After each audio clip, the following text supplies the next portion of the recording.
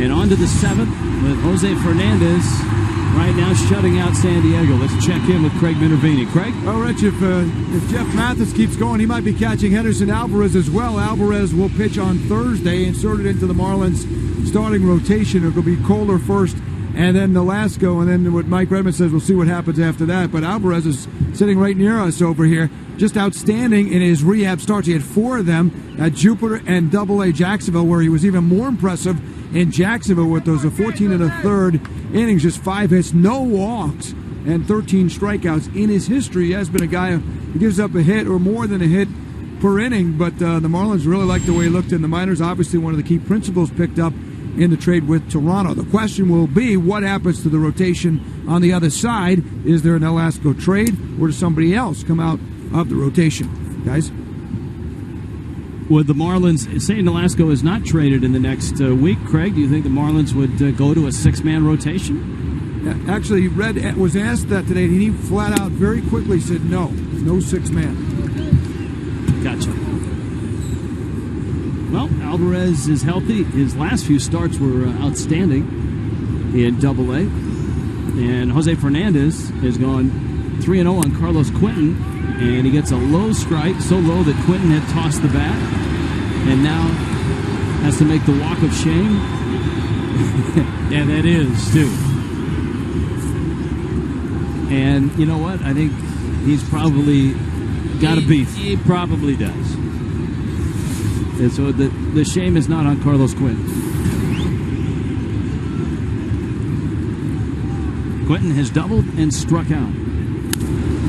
Man, does he have bat speed. He turns and clobbers that one. Out of Stanford. Went to high school, University High School in San Diego, so he loves being a Padre. He had 4 really nice years in Chicago with the White Sox. Was an all-star twice. Remember, he started his career in Arizona. He was a first-round pick, 29th overall. With the Diamondbacks.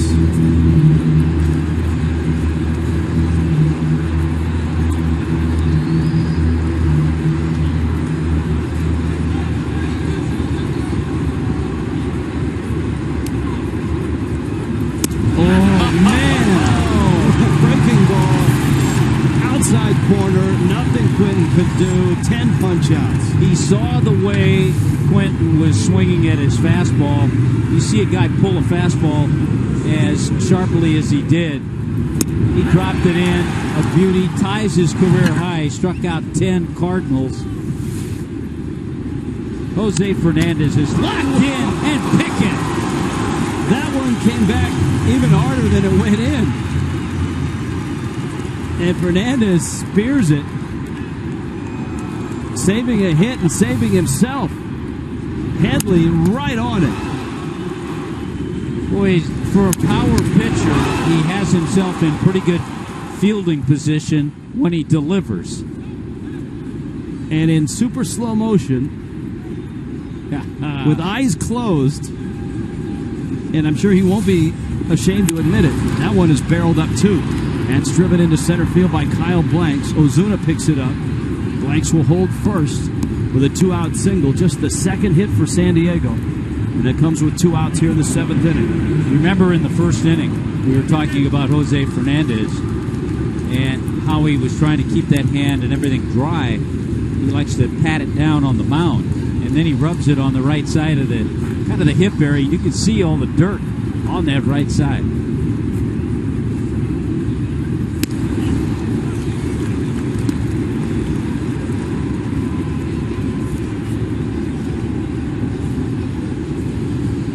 Yasmani Grandal, switch hitting catcher, 0 for 2. Struck out, bounced out. Mathis smothers it. Pretty manageable with the pitch count at 85.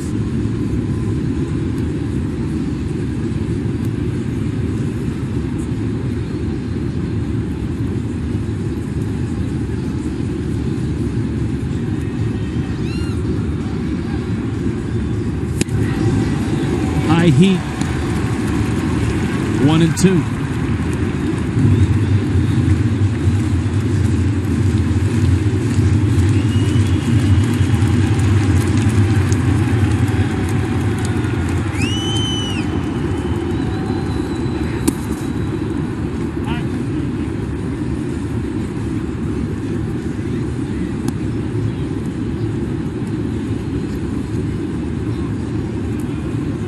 2-2.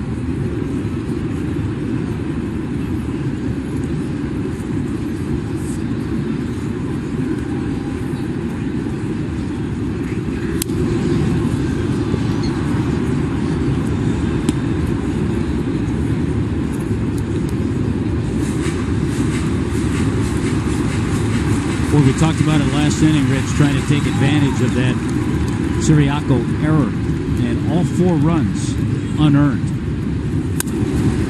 Roller out towards second. Dietrich gathers it in. Jose Fernandez has 7 scoreless innings and 10 punch-outs in the books, and is on his way to the dugout with a 4-0 lead.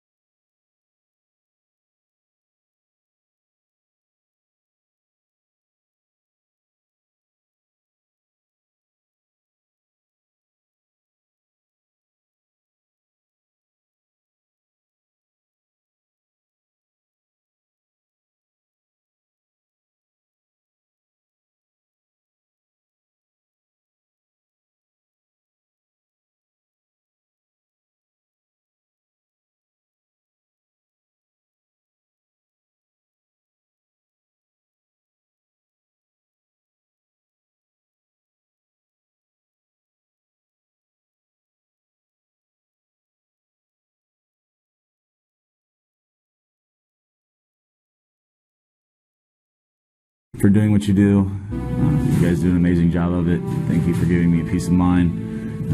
Thank you for keeping us safe, and stay strong. We'll see you soon.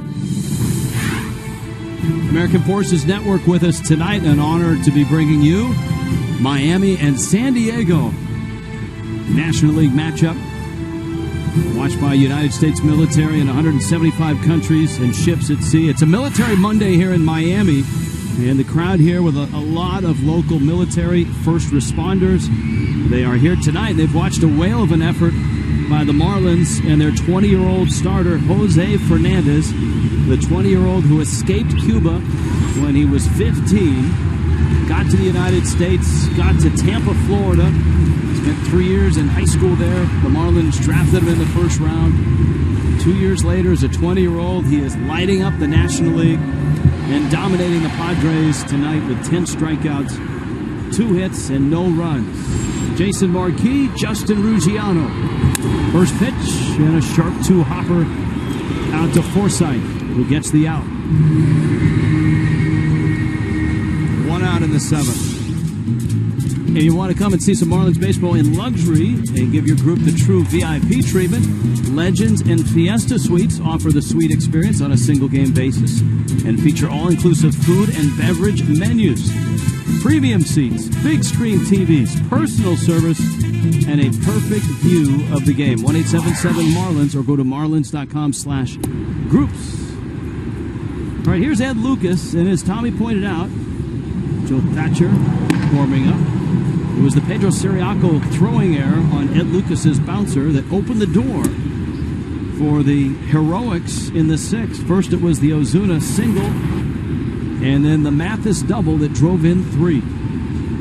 Yeah, all 4 runs unearned on the line of Jason Marquis.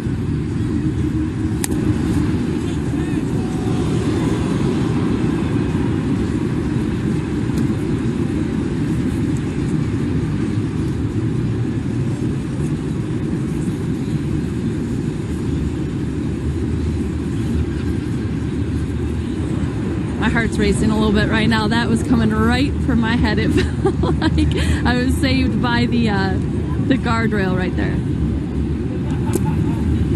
Ball in the dirt.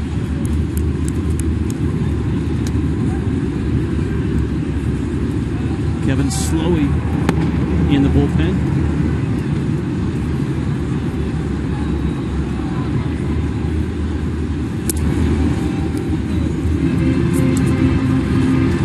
Jose Fernandez is at 89 pitches. Lucas on his way to first. And Giancarlo Stanton steps in. Been a kind of an unusual game for Jason Marquis.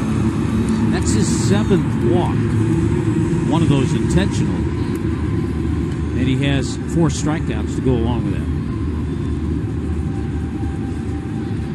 This might be the last hitter he faces. Well, he's walked Stanton in his last 2 at-bats. He struck him out back in the first. Thatcher is ready. And as you pointed out, you got Morrison, the lefty, on deck. So this is probably it.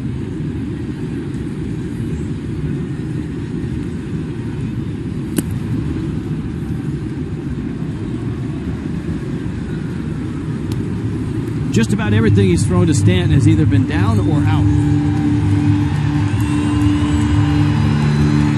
That's called staying away from the bat that can hurt you.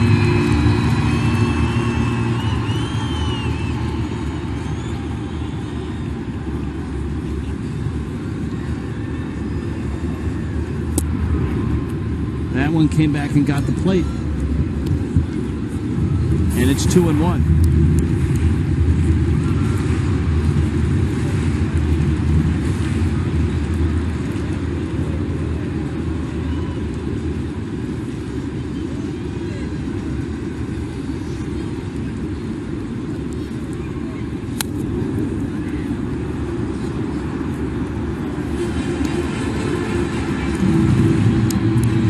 Two balls, 2 strikes. Our Toyota trend tonight. 15 wins in June ties the 6th most in club history. And of course, the last 2 Junes for the Marlins have been epic disasters. Last year, 8 wins. The year previous, 5 wins. Last year in June, 8-18. Then in July, 10-16. And in both cases, the Marlins were in a good spot coming out of May.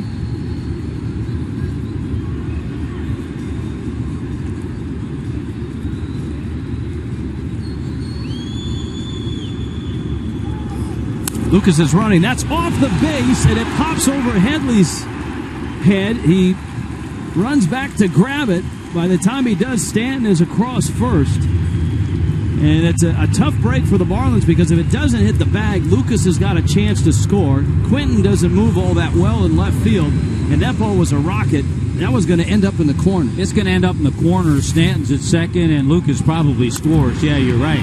But hits right squarely on the bag. And then playing it as Headley to hold both runners. And as expected, that's all for Jason Marquis. Well, Marquis exits. All 4 of the runs up to this point are unearned. He's responsible certainly for Lucas and Stanton. Thatcher arrives. Our Metro PCS calls to the bullpen.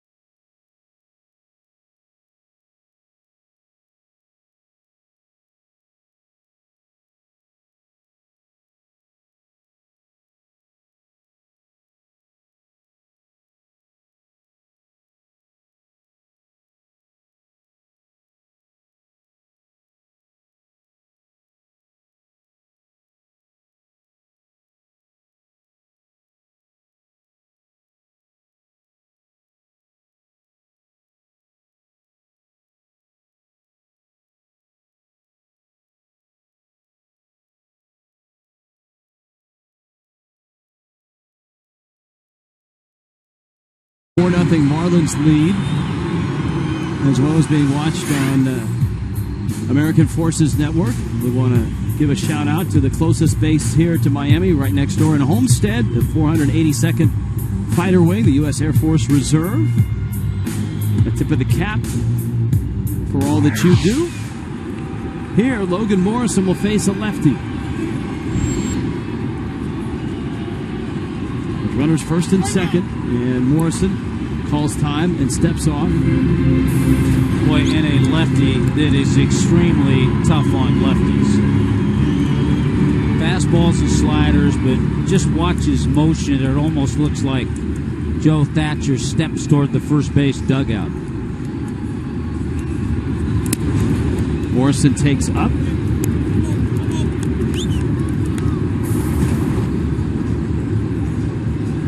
He's got that big sweeping curveball. Guy that works quickly, Tommy.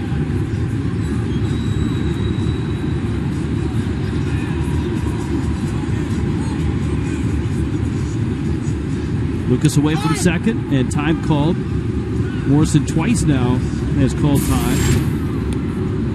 Lolo's walked twice tonight, in the second, in the fourth. He saw one pitch in the sixth, and he hit it hard, but he also hit it at Carlos Quentin, the left fielder. He's got a 5-game hit streak.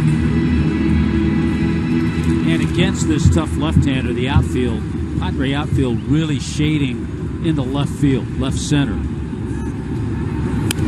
Morrison swings and fouls it back. Quentin's moved over near the line because they know Logan Morrison, his approach against this kind of lefty is really to stay back and try to hit a ball that way. As we pointed out during this series, San Diego's bullpen is really good and traditionally is thick with arms and low with ERA, a 3.31 ERA coming into play tonight. Morrison does shoot it that way, but it ends up into the seats in a foul ball. Marlins got their 4 runs in the bottom of the 6th inning. Mike Redmond's ball club with the second-best record in the National League in the month of June. Calendar has turned to July, and here are the Marlins with a 4-0 lead late against the Padres. Morrison hits that one to left field. Back goes Quentin, still back, reaches, and on the track makes the catch. So Morrison twice has hit the ball hard to left, and this one sent Morrison all the way to the warning track. It gives you an idea of the power that Logan Morrison has because he reaches out, hits this ball. I think it fools Carlos Quentin a little bit and traveled deeper than he thought. Took him back to the warning track. That's a tough battle when you hit a ball that well against a tough left-hander. He's had 4 real good at-bats, yeah. Morrison has. 2 walks and 2 line drives. It's one of those nights that you look at the box score, it's not going to show you that. Ozuna.